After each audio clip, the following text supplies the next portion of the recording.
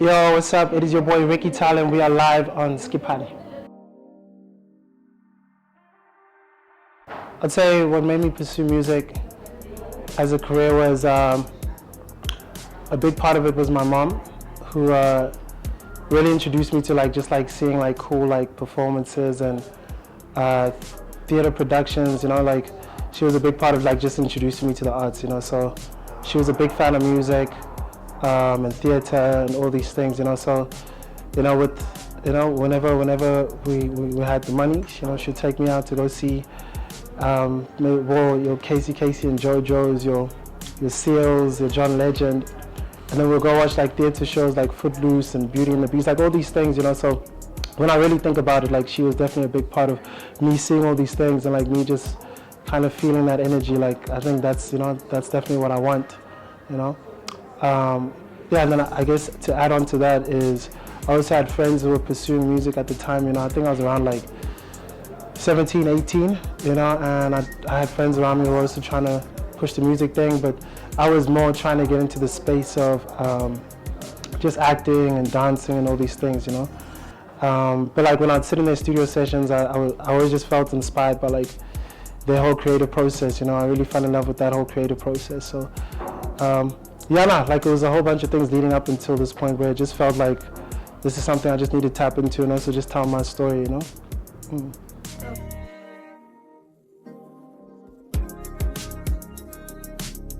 So how I came about with my stage name, back then, obviously I went through a number of stage names, and at first, I wanted to go with Boko, which was the name they called me on whenever I played soccer, because obviously my name is Bukamos, so I used to be called Boko on the soccer field. So I wanted to go with that, but then it became a problem because they started to refer me to Boko Haram, so it became this weird little joke. Whenever I get on stage, they'll be like, bring our girls back, and I was just nah, I gotta move on with that. And then from there I moved on to this other name called Auxiliary Priest. Also was a bit corny, didn't match the persona as well. So a friend of mine told me, yo dog, why don't you just do the same thing as Childish Gambino or Donald Glover. He put his name in this thing called the name generator, a Wu-Tang name generator. So I went about to do the same thing, I put my name, because I needed a name that just hit, because that needed to make sense to the kind of music I make, So I put my name into a name generator, and Ricky Tyler came about, and that is the story of how that name came about. Very, very, very funny story, yeah.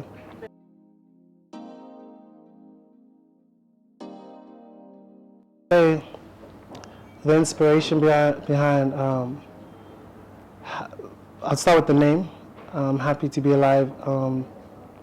It came from just everything that's happened up until this point in my life, from my debut album, which was Small World, up until this point, all the challenges I faced, all the adversities I faced, me really having to figure out where I'm going next and having to adjust to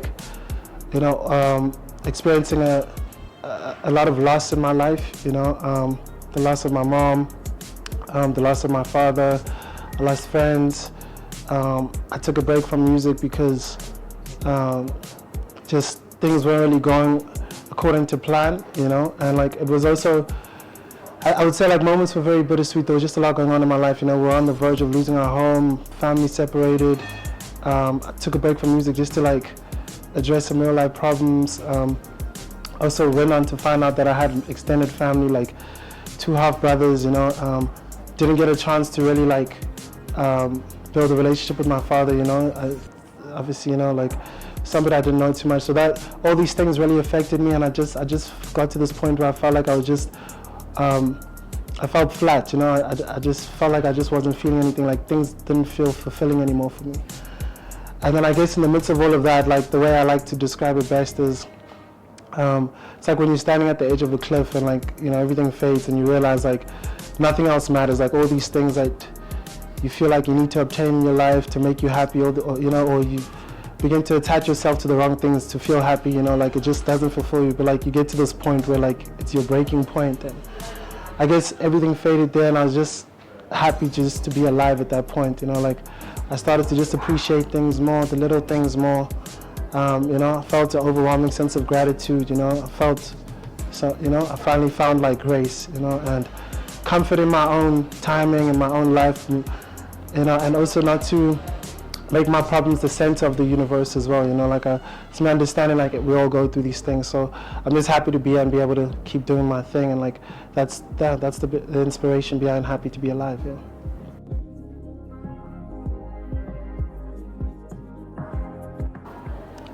So, like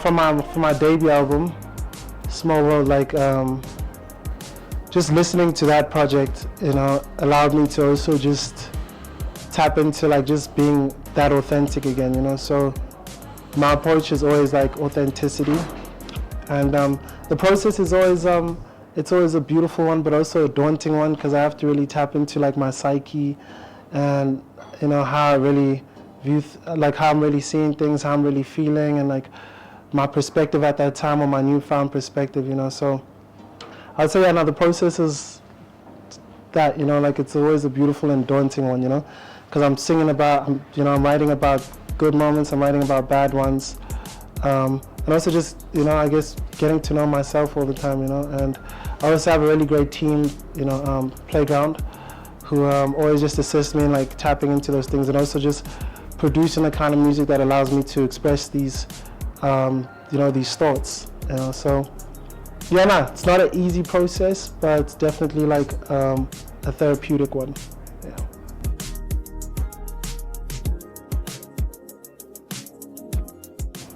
Sure, I'm definitely like super diverse, in my music, and like a lot of my inspirations come from, the music my mom would play me, like your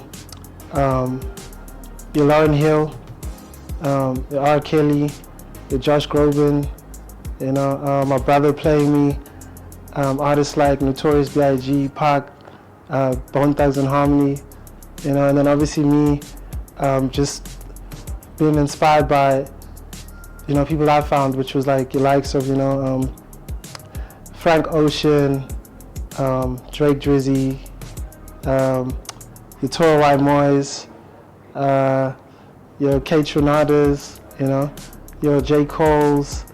So yeah, no, I definitely have a world pool of like inspiration. Like I'm sure you can hear it in the sound, So yeah, I'd say those are the ones that come to mind right now. Yeah.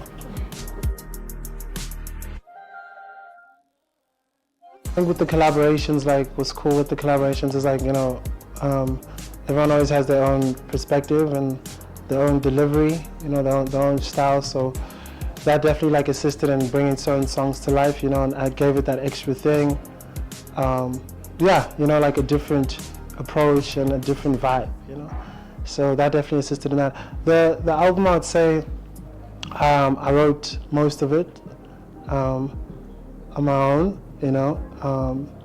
although there were moments in the studio where we would throw back and forth some cool melodies, or maybe just chat about exactly what we're trying to tap into. And then, a lot of the time I sit down and do a lot of the writing myself. I'd say, I wrote the album pretty much, But yeah, like my team definitely assisted in like tossing around ideas, and concepts, I guess, like how to really like approach, I guess, a certain song, which is always needed, because like you don't always have like the best kind of melody for a certain moment, or maybe you could come up with a better line. So it was always me writing something, and maybe like my team just saying, maybe you could like kind of like say it say it a little differently from that, maybe dig a little deeper. But like I definitely take pride in like writing a lot of my own stuff, not to say I'm not open to like having a ghostwriter. But yeah, no, like I definitely write a lot of my own stuff. I think that taps into enough of what we're saying there. Yeah.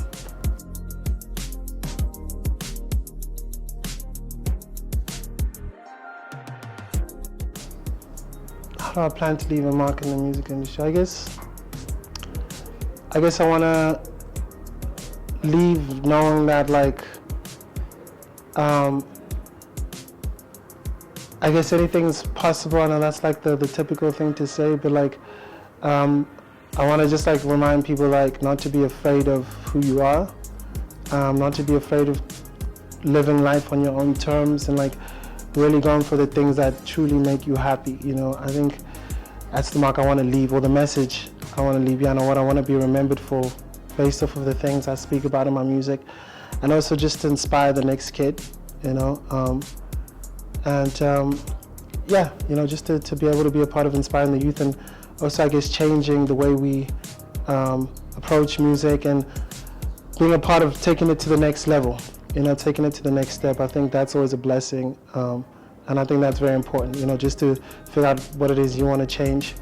Yeah, and just to keep spreading the love, you know, and hopefully, you know, becoming one of the biggest artists on the continent.